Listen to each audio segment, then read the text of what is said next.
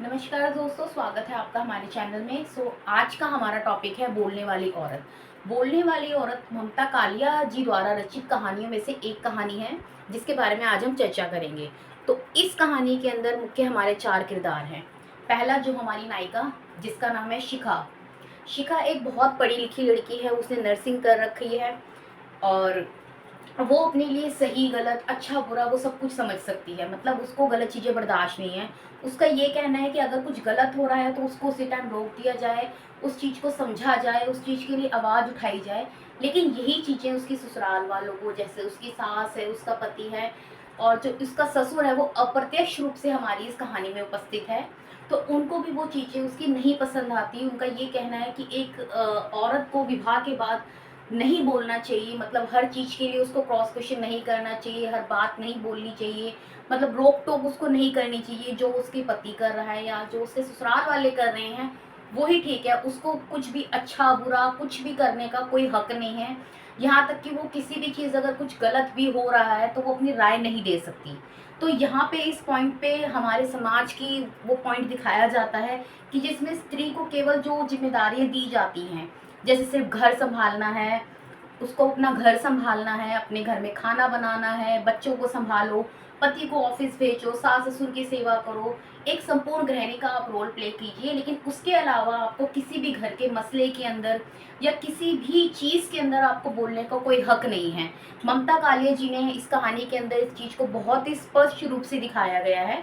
तो हम और इसी चीज़ की चर्चा करेंगे। और उसका जो पति है कपिल, हमारी जो नायिका शिखा है, उनका पति जो कपिल है, उसने उसके साथ प्रेम विवाह किया था। लेकिन जब उसने उसको प्रेम करता था तब हमारी जो नायिका थी वो अपने कॉलेज के अंदर नर्सिंग का कोर्स कर रही थी। तो उसके पति को उसकी यही क्वालिटी बहुत पसंद आई थी कि जो मतलब कि ये लड़की है, एक अच्छी खासी पढ़ी लिखी है, इंडिपेंडेंट है, ये अपने लिए सही गलत सब कुछ सोच समझ के हर चीज़ का निर्णय ले सकती है। लेकिन विवाह के कुछ समय बाद भी जैसे ही उनका विवाह होता है शिखा के साथ, तो उसके पति को वही चीज़ उसकी कतराने लगती है। तो शिखा को ये चीज़ें बहुत गलत लगती हैं कि मतलब कि जो इंसान शादी से पहले मेरी किसी क्वालिटी को, मेरी किसी खूबी को वो बहुत पसंद करता था, लेकिन आज उसको उसी चीज़ मेरी अखरने लगी है। मेरा सही गलत बोलना, हर चीज़ को काउंटर करना या हर गलत चीज़ के लिए अपनी आवाज़ उठाना उसको नहीं पसंद आ रहा है। तो इस चीज़ पे हमारी नायिका को ये चीज़ें बहुत बुरी लगती है। और जहाँ उसकी सास, जिनको जिनको बीजी कहा जाता है, तो उसकी सास भी उसको यही चीज़ बोलती है। तो ये जो हमारी कहानी है, ये एक मध्यम वर्गीय परिवार से बिलोंग करती है, एक मिडिल क्लास फैमिली की कहानी है, जिसके अंदर सिर्फ और सिर्फ पुरुष प्रधान समाज को ही दर्शाया गया है कि एक जो आदमी है, एक पुरुष है, सिर्फ उसी के ही द्वारा जो जो नियम बनाए गए हैं या जो जो नियम चलते आए हैं वही नियम चलते रहेंगे। औरत को कोई हक नहीं है कुछ भी बोलने का, कुछ भी करने का। लेकिन हमारी जो नायिका शिखा है, वो अपनी आदतों से मजबूर हो जाती है। उससे कुछ भी गलत बर्दाश्त नहीं हो पाता। वो मतलब किसी भी गलत चीज़ को एक्सेप्ट नहीं कर पाती है। उसका ये कहना है कि कुछ भी गलत हो रहा है तो मुझे अपनी आवाज़ उठानी है, मुझे हर चीज़ गलत सही हर किसी चीज़ के लिए बोलना है। मतलब मैं गलत होते हुए बर्दाश्त नहीं कर सकती किसी भी चीज़ को। तो हमारी नायिका की यही एक खूबी, इसे आप हमारी नायिका की खूबी कहेंगे, लेकिन यही खूबी उसके परिवार वालों को उसको उसकी सबसे बड़ी खामी लगती है कि ये तेरा सबसे गलत तरीका है किसी से भी बात करने का, कुछ भी कहने का। तो उसके परिवार वाले उसको नहीं समझते इस चीज़ के लिए। और उसका जो पति कपिल है, वो हर चीज़ के लिए उसका यही कहना है कि तुम घर की पूरी जिम्मेदारियों को संभालो, बच्चे को संभालो और मुझे घर की जिम्मेदारियों से मुक्त कर दो। उसका पति घर की किसी भी जिम्मेदारियों के अंदर अपना किरदार नहीं निभाना चाहता, चाहे वो बच्चे की जिम्मेदारी हो, उसके माँ बाप की हो, घर के किसी भी काम की हो। वो चाहता है कि तुम घर का राशन खुद लेके आओ, घर की सब्जियां खुद लेके आओ, तुम घर के सारे काम खुद करो, यहाँ तक कि बच्चे को संभालना, उसके माँ बाप को संभालना, सब चीज़ें तुम खुद करो, मुझको सारी जिम्मेदारियों से तुम मुक्त कर दो। मैं अपना सुबह काम पे जाऊँ और शाम को वापस आऊँ, तो मुझे कुछ भी काम नहीं करना। तो यहाँ पे बहुत चीज़ें हमें देखने को मिल रही हैं इस कहानी के अंदर कि कैसे मतलब नायिका जो थी वो शादी से पहले अपने उसी किरदार को या मतलब कि अपनी उसी आज़ादी को सही गलत बोलने के रवैये के लिए, जिसको अच्छा समझा जाता था उसके पति के द्वारा ही, जो शादी से पहले उससे प्रेम करता था, यहाँ तक कि हमारी नायिका से प्रेम विवाह किया है उसने। लेकिन फिर उसको ये चीज़ें अच्छी लगती थी, तब उसको उसका बोलना भी अच्छा लगता था कि ये लड़की सही गलत अच्छा बुरा सब कुछ समझ सकती है, अपनी चीज़ों को कुछ सब चीज़ों को वो अच्छे से हैंडल कर सकती है, लेकिन आज पता नहीं क्या हो गया उसके पति को, नायिका उस चीज़ को समझ ही नहीं पाती हमारी, और अपनी उन्हीं बोलने की आदतों से मजबूर हो जाती है। ऐसी एक घटना होती है कि एक दिन वो अपने बच्चे को किसी चीज़ के लिए डांट रही होती है, वो चीज़ गलत होती है, लेकिन वो अपने बच्चे को इस चीज़ के लिए डांट रही होती है, तो गुस्से में उसका ही बच्चा उसके मुंह पे मुक्का मार देता है। तो हमारी जो नायिका है उसका मुंह एक साइड से सूज जाता है, जिस वजह से वो कुछ भी बोल नहीं पाती है। लेकिन उसके जो होठों के हिलने की डायरेक्शन है, होठों का हिलना या होठों का कंपन कहना, वो इस चीज को साबित करता है कि हमारी नायिका के अंदर जो मुख में उसके शब्द हैं वो बाहर आना चाहते हैं, वो बताना चाहते हैं कि हाँ भाई, वो चीख चीख कर कहना चाहते हैं कि ये चीज गलत हुई है। और ये चीज हमारे समाज की बहुत गलत बात है कि आप मतलब कि एक स्त्री अगर जो भी कुछ अच्छा बोलना चाहती है, उसको रोक दिया जाता है, उसको टोका जाता है कि मतलब आपको कुछ नहीं कहना। और हमारी नायिका यहाँ पे ये सोचती है कि मतलब कि मैं, मेरे मरने के बाद भी, जब मुझे मृत्यु प्राप्त हो जाएगी, तब भी ये जो मेरे शब्द हैं, ये मेरे रक्त की धारा से भी शब्द निकलेंगे कि मतलब कि मैं गलत नहीं हूँ, मैं जो कहना चाहती हूँ वो मैं कहूँगी, हर हालत में कहूँगी।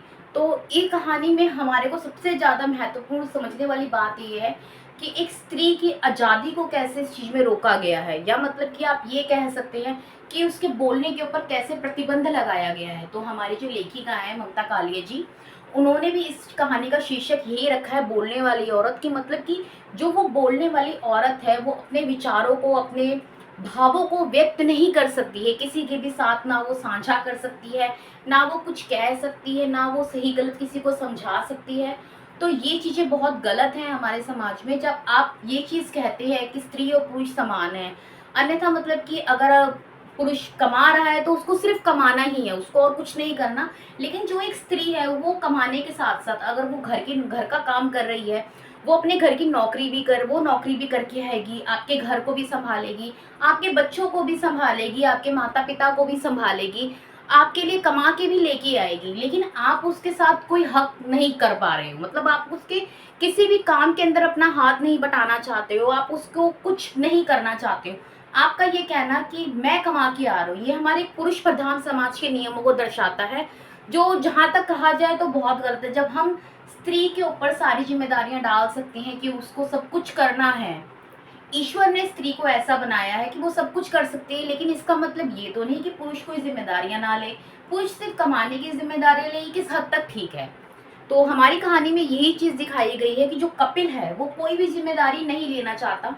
इवन वो अपने घर की कोई भी जिम्मेदारी लेना पसंद नहीं कर रहा, चाहे वो बच्चे की हो, अपने माता पिता की हो, किसी भी चीज की हो, वो कोई जिम्मेदारी नहीं लेना चाहता। वो सिर्फ ये चाहता है कि उसकी जो बीवी है वो सारी जिम्मेदारियां उठाए, उसके माँ बाप को भी देखे, उसके बच्चे को भी देखे, और उसकी भी सारी जरूरतों का ध्यान रखे। लेकिन उस स्त्री का क्या, क्या वो स्त्री की जिम्मेदारियों को समझ सकता है? उस स्त्री का बोलना तक उसको पसंद नहीं आ रहा कि वो सही गलत बोल रही है। तो ये चीजें भी कहीं ना कहीं देखिए हमारे रूढ़िवादी समाज को दर्शाती हैं कि एक स्त्री अपने हक के लिए भी नहीं बोल सकती, या जिन चीजों, जो चीजें उसको गलत लग रही हैं, जो चीजें वो चाहती है कि ये चीजें गलत है, इन चीजों को सुधारा जाए, तो ये चीजें भी नहीं वो ठीक से हो पा रही हैं। तो इसी के चक्कर में उसके सास ससुर का भी कहना कि तू बहुत ज्यादा, शिखा को कहा जाता है बार बार कि तुम बहुत ज्यादा बोलते हो, तुम्हें नहीं बोलना चाहिए, तुम्हें अपनी जुबान पे काबू लगाना चाहिए।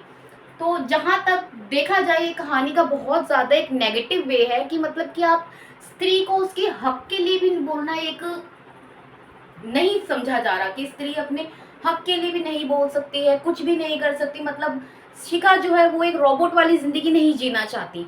वो कहती है कि मैं एक रोबोट के किरदार को नहीं निभा पाऊंगी अपने जीवन के अंदर, कि मैं सुबह उठूं, अपने पति के लिए खाना बना रही हूँ, उसके बाद मैं अपने बच्चों को देख रही हूँ, बच्चे को मैंने स्कूल भेजा, तो उसके बाद मैं फिर बच्चे को भेजने के बाद मैं घर के सारे काम जैसे कि झाड़ू पोछा, खाना, घर की सफाइयाँ करना, मैं ये सब कर रही हूँ, मैं बाहर से सब्जी भी लेके आ रही हूँ, मैं बाहर से राशन भी लेके आ रही हूँ, मैं सब कुछ लेके आ रही हूँ, बच्चा स्कूल से आया मैं उसको देख रही हूँ, मैं उसको होमवर्क करवा रही हूँ, मैं सब कुछ करवा रही हूँ। लेकिन मेरा पति इसके अंदर मेरा कोई मदद नहीं कर रहा, मेरा पति मेरी, ना मेरा पति मेरी मदद कर रहा है, ना मेरे सास ससुर मेरी मदद कर रहे हैं इसके अंदर।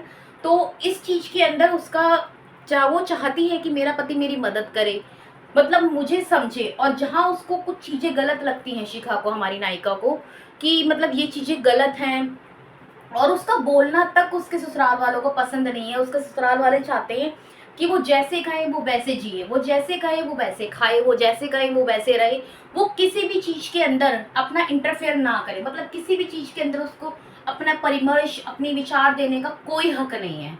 तो हमारी कहानी इसी के इसी तरीके से चलती है कि मतलब एक स्त्री की स्वतंत्रता को दर्शाया जाता है कि स्त्री अपने जीवन में किन किन चीजों से बाध्य है, मतलब अपने विचारों को व्यक्त करने से भी इस कहानी में बाध्य हो रही है। वो हमारी नायिका शिखा जो है वो अपने विचारों को भी व्यक्त नहीं कर पा रही है, अपने भावों को स्पष्ट नहीं कर पा रही है। इवन जहाँ पे उसने अपने बच्चे को भी किसी गलत चीज के लिए डांटा तो उसके बच्चे ने भी उसको मुक्का मार दिया, जिसकी वजह से वो कुछ बोलने लायक भी नहीं बचती है हमारी नायिका।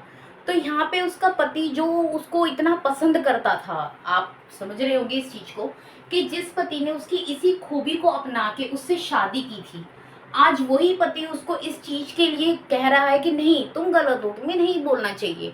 तो ये चीजें भी बहुत जगह पे गलत है कि मतलब कि आपको नहीं बोलना चाहिए। क्यों नहीं बोलना चाहिए? हर व्यक्ति को अपने विचारों को व्यक्त करने का, अपनी भावनाओं को व्यक्त करने का पूर्ण रूप से स्वतंत्रता है। जब हम आप हर चीज के लिए एक स्त्री को कह सकते हैं कि नहीं आप सब काम आप कीजिए, तो उसको अपने विचारों को व्यक्त करने की भी पूर्ण स्वतंत्रता होनी चाहिए ना। अपने भावों को ही बताने का पूरा हक होना चाहिए। और अगर ये स्वतंत्रता आप उसको नहीं दे सकते तो शायद आपको उससे विवाह करने का कोई हक नहीं होता। जहाँ तक मेरे अपने विचार हैं, वहां तक मुझे नहीं लगता कि आपको ऐसे कोई हक होने चाहिए। जब तक आप एक स्त्री को उसकी स्वतंत्रता नहीं दे पाते, किसी रिश्ते में बंध रहा है, इसका मतलब ये नहीं होता कि आप बंध की चुके हैं, आप हर तरीके से बंध चुके नहीं। हर व्यक्ति की अपनी एक पूर्ण स्वतंत्रता होती है। हर रिश्ते को एक गैप चाहिए होता है, जो शायद हमारी नायिका शिखा और उसके पति कपिल को नहीं मिल पाया है इस कहानी के अंदर। कि मतलब कपिल जो चाहता है वो चाहता है कि वो सब कुछ करे, सिर्फ उसकी बीवी ही सब कुछ करे। हमारी नायिका जो शिखा है वो ही सब कुछ करे, वो कुछ नहीं करना चाहता। इवन उसको हर चीज पे कपिल उसको हर चीज पे रोकता टोकता है। उनके घरों में रोज इसीलिए कलेश होते हैं कि जो हमारी नायिका है वो सही को सही और गलत को गलत बताती है। और यही चीज उसके ससुराल वालों को पसंद नहीं आ रही है कहीं से भी। तो ये चीज उनके घर में सबसे बड़ा कलह का कारण हो रहा है हमारी इस कहानी के अंदर, जो हमारी कहानी में दिखाया गया है। कि जो हमारी नायिका है वो पूर्ण रूप से स्वतंत्र विचारों वाली है, सही गलत सब कुछ वो कहना चाहती है, वो अपने विचारों को व्यक्त करना चाहती है, वो गलत चीज को बर्दाश्त नहीं कर सकती। लेकिन उसी के ही विपरीत उसके ससुराल वाले, उसका पति कपिल, उसका बेटा, उसकी सास बीजी, वो लोग इसको एक्सेप्ट नहीं करते कि मतलब उनके हिसाब से ये चीजें गलत हैं। कि उनका ये कहना है कि आप सिर्फ एक ये जाएं, जो जो आपको काम दिए जा रहे हैं आप उसको बस कीजिए, आपको उसके अलावा कुछ नहीं करना है। तो ये चीजें भी कहीं ना कहीं गलत चीज है, जो हमारी नायिका शिखा एक्सेप्ट नहीं कर रही और वो एक्सेप्ट करना भी नहीं चाहती। शायद उसकी जगह कोई भी स्त्री होगी वो इस चीज को एक्सेप्ट नहीं करेगी। तो ये बहुत सारी चीजें हैं।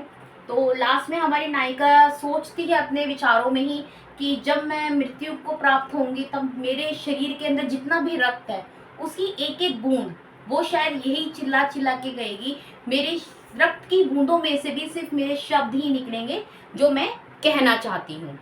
तो आई होप आप लोगों को मेरी कहानी पसंद आई होगी। तो आगे भी बने रहिएगा हमारे चैनल के साथ। Please like share and subscribe. So मिलते हैं नेक्स्ट डे एक नए टॉपिक के साथ। Okay, bye bye.